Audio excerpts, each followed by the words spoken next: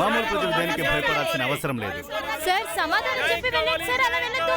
ఇక్కడ సమస్య మీద సమస్య వస్తుంది. పోలీసులు ఏది సాల్వ్ చేయలేకపోతున్నారు.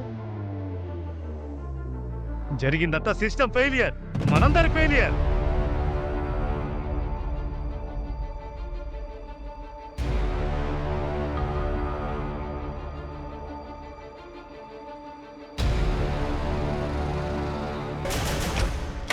మార్చి 20వ తారీఖు 2021లో జరిగిన సంఘటన సిటీని బాగా భయపెట్టింది. ఆ సిటీ ఇంత దారుణమైన నేరాన్ని ఇంతవరకు చూసింది లేదు, వినింది లేదు. కానీ అందరికీ ఒక విషయం తెలియదు, ఇది ప్రారంభం మాత్రమే. ఎందుకంటే మనసుని కలవరపరిచే దాడి ఇకపైనే జరగబోతోంది. అవి ఇంతకంటే భయపెట్టే సంఘటనలుగా ఉంటాయి.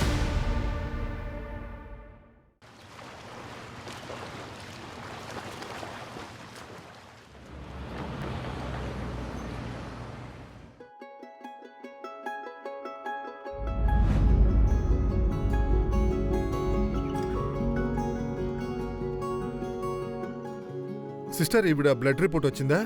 6 గంటలో వచ్చేస్తుంది డాక్టర్. వచ్చిన వెంటనే నా దగ్గరికి తీసుకురండి. తరుణ్, భయపడడానికి ఏమీ లేదయ్యా. అమ్మ త్వరగానే కోలుకుంటారు. Sister, continue with same process. చూసారా అమ్మా, డాక్టర్ వచ్చి చెప్పారుగా, మీరు త్వరగానే డిశ్చార్జ్ అయిపోతారు. కాస్త లేవండి, ఇప్పుడు మీరు భోంచేయాలి.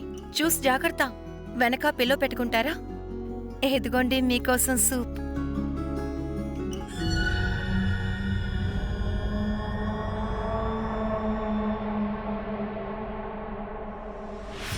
Excuse me.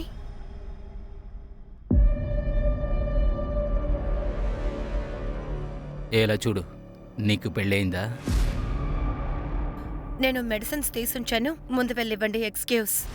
చేతిలో ఉంగరం లేదు, మెడలో తాళీ లేదు. అయితే ఏంటర్థం? నువ్వు నా కోసమే వెయిట్ చేస్తున్నావా? Excuse me. ఏయ్, వాడు పొగరు చూసావా? అమ్మ హాస్పిటల్లో అడ్మిట్ అయి ఉంది. కొడుకు ప్రేమ కావాలంట. వచ్చిన కోపానికి 4 ఇచ్చుండాలి. సరే అదంతా వదిలే, దాని గురించి చెప్పు. అతన గురించి. ఎవరి గురించి? హే, డ్రామాలాడదే. రిషబ్ ఆర్మీ ఎగ్జామ్స్ కి రెడీ అవుతున్నాడు. ఓ అలాగా? అయితే నువ్వు కూడా ఆర్మీ నర్స్ కింద ఎగ్జామ్ రాయిపోతున్నావా? అయితే మీరిద్దరూ ఆర్మీలో ఉంటారనుకుంటా. సరే అదంతా వదులు. బెడ్ నెంబర్ 3లో పేషెంట్స్ కి మెడిసిన్ ఇచ్చే టైం అవుతుంది. అయితే నువ్వు రిషబ్ కి నీ పాస్ట్ గురించి చెప్పావా? లేదు. అయితే ఇప్పుడు చెప్తావా? నాకు తెలీదు.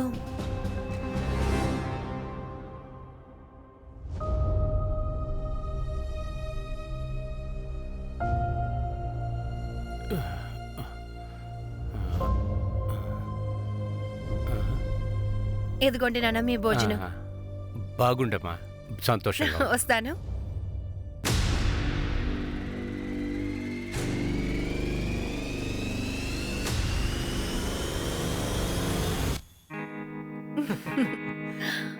మీ నాన్న డౌరీ అడిగారు. నేను ముందే చెప్పాను కదా, డౌరీ అంతా అడిగితే నేను పెళ్లి చేసుకోను అని. అరే అరే, అలా అంటే ఏం కాదు. నేను నాన్నగారికి అర్థమయ్యేలా చెప్పాను, నాకు డౌరీ అంతా అక్కర్లేదు అని. నాకు నువ్వు మాత్రం చాలు.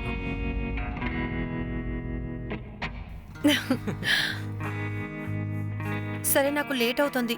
సరే, నువ్వు వెళ్ళి కాల్ చేయి. బాయ్. సరే, జాగ్రత్తగా వెళ్ళు.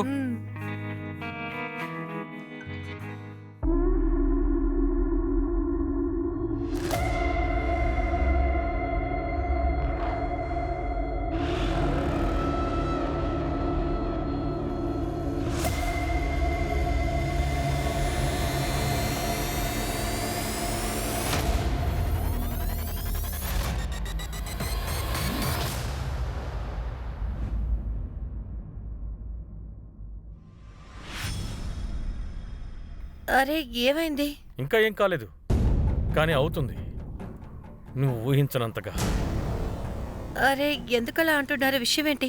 చూడు మాలా, మీ నాన్నకి అర్థమయ్యేలా చెప్పు. అనవసరంగా నోరు పారేసుకోవద్దని చెప్పు. అలాగే తన పని తన్ని చేసుకోమని చెప్పు. తన పని తను చేసుకుంటూ ఉంటే ఏ సమస్య లేకుండా బాగుంటాడు. లేదంటే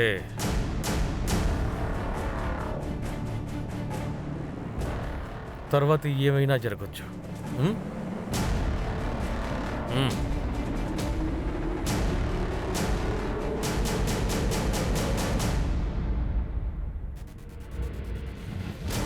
ఫ్రెష్గా ఏం చేప ఉంది? ఏం హలో చెప్పని చెప్పు. బాబు ఇక్కడికి రా, మన దగ్గర అన్ని ఫ్రెష్ అయ్యా. ఇవన్నీ ఫ్రెష్ గా ఉన్నాయి చెప్తున్నానుగా, ఇటు రావయ్యా. చెప్పు రా రా. చెప్పు అరే అటు వెళ్ళిపోతావేంటి ఇట్రా. రొయ్యలు ఎంతకి ఇస్తారు చెప్పండి? 300. అరే రా బాబు రా, నేను 250కే ఇస్తాను రా. ఇట్రా ఇటు వచ్చి సరే 200 ఇచ్చి తీసుకో. సరే. రే నా వ్యాపారాన్ని చెడగొడతావేంటి? అరే ముయ్యిరా. ఇదేం బాలేదు, బా. నువ్వు చేసే పని అసలు ఏం బాలేదు. ఇదిగో బాబు. వస్తా. నాన్న ఇదిగోండి ఆ, బెండకాయ కూర చేశాను, సరేనా? ఆ, సరే నాన్న, ఈ రోజు నేను రావడానికి లేట్ అవుతుంది. ఏయ్ ఇలా చూడు, ఎక్కువ లేట్ చేయకూడదు. సరే ఆ. వస్తాను. ఆగు, ఆగు, ఆగు, ఆగు. ఈ డబ్బులు ఉంచుకో, హౌస్ ఓనర్ దగ్గర ఇచ్చేసేయ్. నాన్న ఆయనకి నేను డబ్బులు ఇచ్చేసాను, నాకు శాలరీ వచ్చింది కదా, అందులోంచి ఇచ్చేసాను. అరే సూపర్. Okay bye. వెళ్ళరా. అరే ఏంటి మాలా, కొద్ది రోజుల వరకు నువ్వు చిన్నపిల్లలా కనిపించావు, ఇప్పుడు సడన్ గా పెద్ద పిల్ల అయిపోయావు. తళతళలాడిపోయే టమాటాలాగా కనిపిస్తున్నావే. ఒరే ధరం, నీ చేపల్లాగానే ఇది కూడా చాలా ఫ్రెష్గా. అరే దొంగ నా కొడక, రేయ్, ఏంట్రా వాగుతున్నావు? ఏంట్రా వాగుతున్నావు నా కూతురు గురించి? ఏం చేస్తావు? ఏంటది? అసలు- ఏయ్, రేయ్, మాట్లాడరా? ఏం చేస్తావు? గొప్ప. ఏం చేస్తావు? నా వ్యాపారం ఏం చేస్తావు? చెడగొడుతున్నావు ఏయ్, నువ్వు? చంపేస్తాను. నువ్వు మాట అనుకోరా ఏంటి? రేయ్, ఏయ్, ఏంట్రా, ఏయ్, ఏం ఏం చేస్తావురా చేస్తావు నువ్వు? నువ్వు? నిన్ను నరికి పోగులు పెడతాను అనుకో. ఎక్కువగా చేసావనుకో నీ పని అంతే. చాలా ఎక్కువ చేస్తున్నావు. నాన్న వారా నువ్వు ఏం చేస్తావు? పరా. చేసావు మనం ఒక్క దెబ్బ కొడితే ఎలా పొగరగా మాట్లాడుతున్నాడు. ముందెళ్ళి నీ పని చూసుకోరా. పరా. నిన్ను వదిలిపెట్టాను నేను. నేను కూడా నిన్ను వదిలిపెడతాను కదా. నోర్మల్ పోరా. పోరా.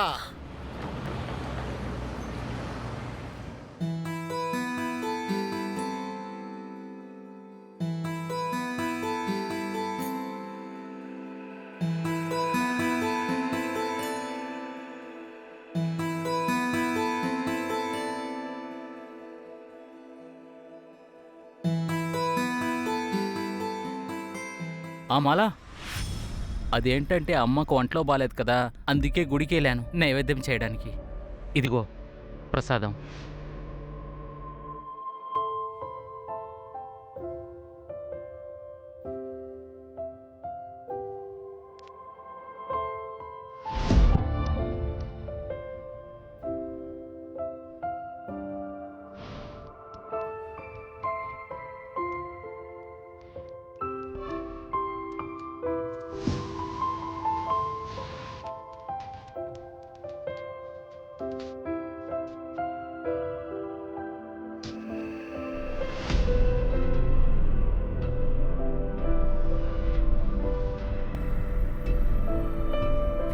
అన్నయ్య ఆ, చార్కో. చారుకో వెళ్ళాలా? జాగ్రత్తగా లోపల కూర్చోండి. అలాగే. అరే చూసి చూసి జాగ్రత్త. ఇలా ఇలా వంగండి. అలా ఉండండి. చూసి జాగ్రత్త అమ్మా. సరేగా? అవును, షేరింగే. షార్కోనే వెళ్తున్నాను. 30 రూపాయలు. సరే. సరే రండి కూర్చోండి.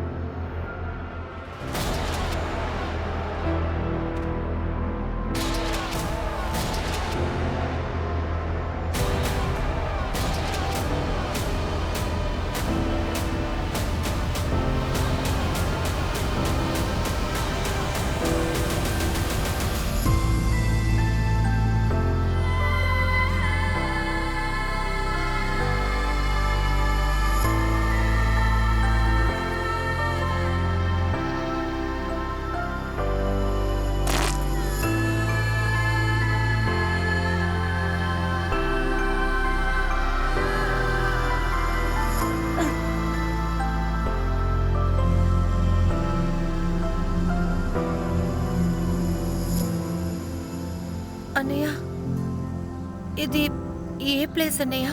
కరోడి.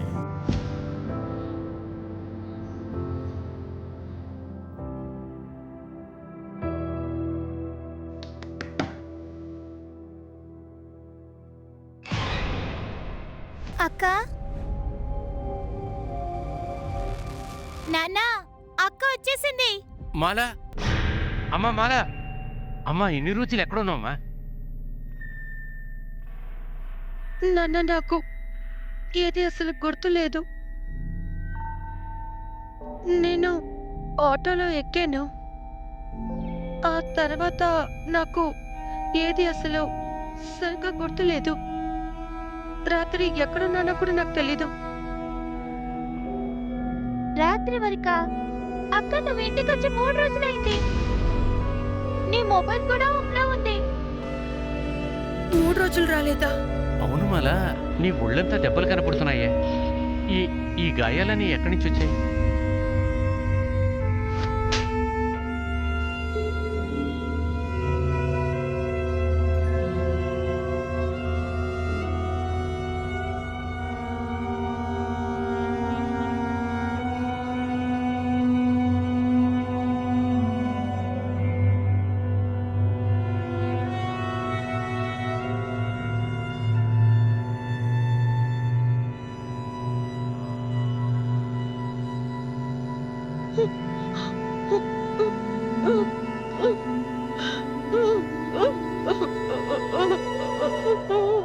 అక్క అక్క ఏమైంది? తలుపు తెరు.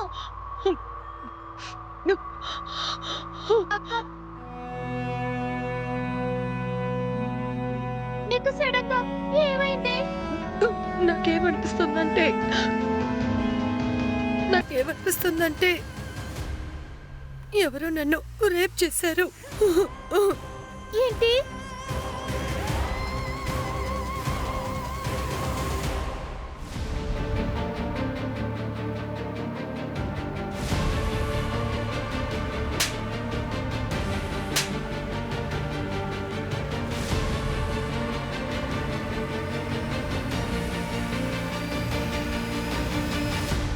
మాలా, నీకా ఆటో నంబర్ గుర్తుందా? ఆటో డ్రైవ్ చేసిన అతని మొహమైనా నీకు గుర్తుందా?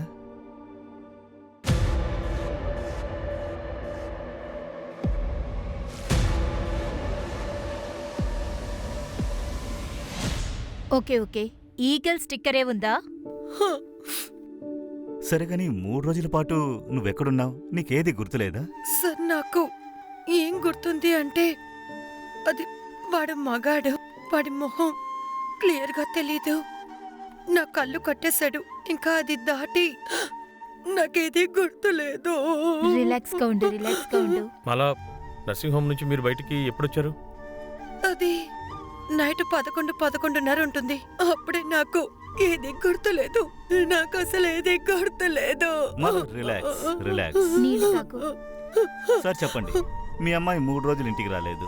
మీరెందుకు పోలీసులకి కంప్లైంట్ చేయలేదు? నాకేం చేయాలో అర్థం కాలేదు. ఇవాళ కూడా రాకపోతే నేను నేను మీ దగ్గరికి వచ్చేవాడిని సార్. మీరు మొదటి రోజే వచ్చుండొచ్చు కదా. సరే మాలా, ఈ 3 రోజుల్లో ప్రతిరోజు నేను రేప్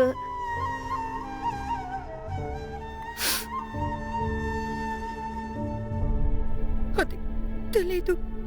నేను ఇంటికొచ్చి చేరిన తర్వాతే 3 రోజులు నన్ను రేప్ చేశారని నేను ఇప్పుడు కూడా నమ్మలేకపోతున్నాను. నేను లే.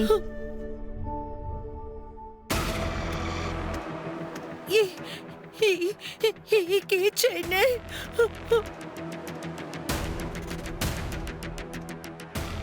రౌండ్ గా ఫుట్బాల్ లాగా ఏదో ఉండింది.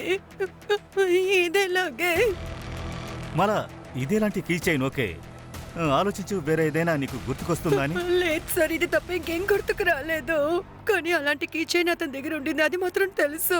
Okay okay okay, relax relax Manju.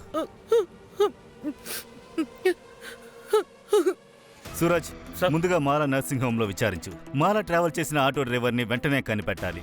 Right sir. 10 కిలోమీటర్ల రేడియేషన్ లో ప్రతి చోటుని చెక్ చేయండి. షాపు, ఇల్లు, మూసున్న ఫ్యాక్టరీలు చూడండి. అన్నిటినీ చూడండి. మాలా ఖచ్చితంగా 3 రోజులు అక్కడే ఉండుంటుంది. Right sir.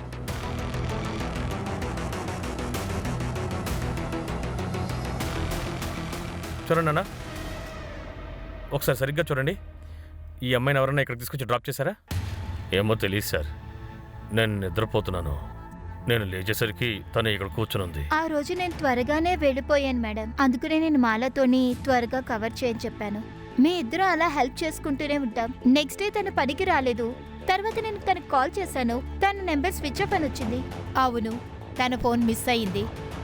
సరే లలిత, మాల ఎప్పుడైనా ఎవరి గురించైనా నీతో చెప్పిందా? తనకెవరైనా ఉన్నారా? అవును మేడం, ఒక అబ్బాయితో తనకి ఉంది. ఆ అబ్బాయి పేరు రిషబ్. ఇంకొక అబ్బాయి పేషెంట్ వాళ్ళ కొడుకు. మాల వెనకాల పడుతూనే ఉండేవాడు. మేడం, నేను లిస్ట్లో చెక్ చేసి తన పేరు చెప్తాను మేడం.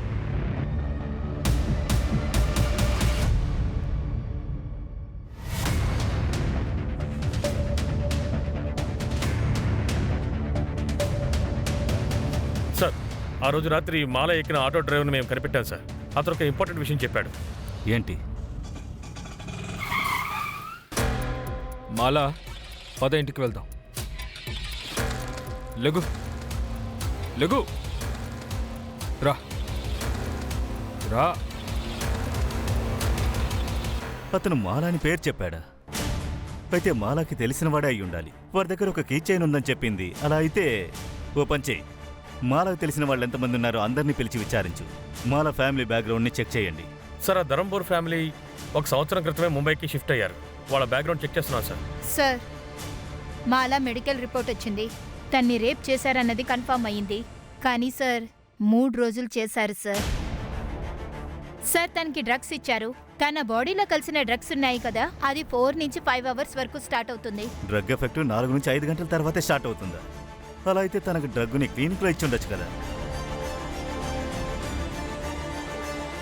ఓ పని చెయ్యి, తన క్లినిక్ వెళ్ళి మళ్ళీ ఇంకోసారి చెక్ చేయి. సార్, తన గోళ్ళకు ఉన్న స్కిన్ టిష్యూస్ ఉన్నాయి కదా, అది ఇద్దరివి సార్.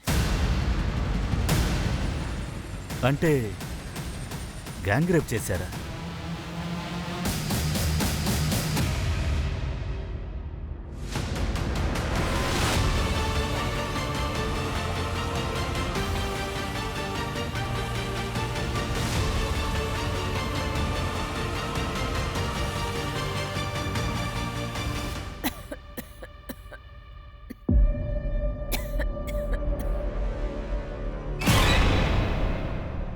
మార్చి 20 తారీఖు ఇంటికి వచ్చేసాను మేడం. మా అమ్మని డిశ్చార్జ్ చేశారు. మేడం, మార్చి 20 తేదీన తరుణ్ ఎక్కడున్నాడు? లేదు లేదు, మీరు లేవద్దు. నాకు ఒక విషయం చెప్పండి. ఆ రోజు తిని ఇంట్లో ఉన్నాడా? ఈ ఇంట్లోనే ఉండేవాడు. నాకు తనే అన్నం తినిపించేవాడు, మందులు మాత్రలు వేసేవాడు. అలాగే నా కాళ్ళు కూడా కాసేపు నొక్కేవాడు. అలా కాసేపు కళ్ళు మూసుకొని నిద్రపోయేదాన్ని. తర్వాత మీరు ఎన్ని గంటలకు పడుకున్నారు? రాత్రి 9, 9:30 అవుతుంది. సీరియల్ అప్పుడే పూర్తవుతుంది. ఆ తర్వాత నేను నిద్రపోయాను.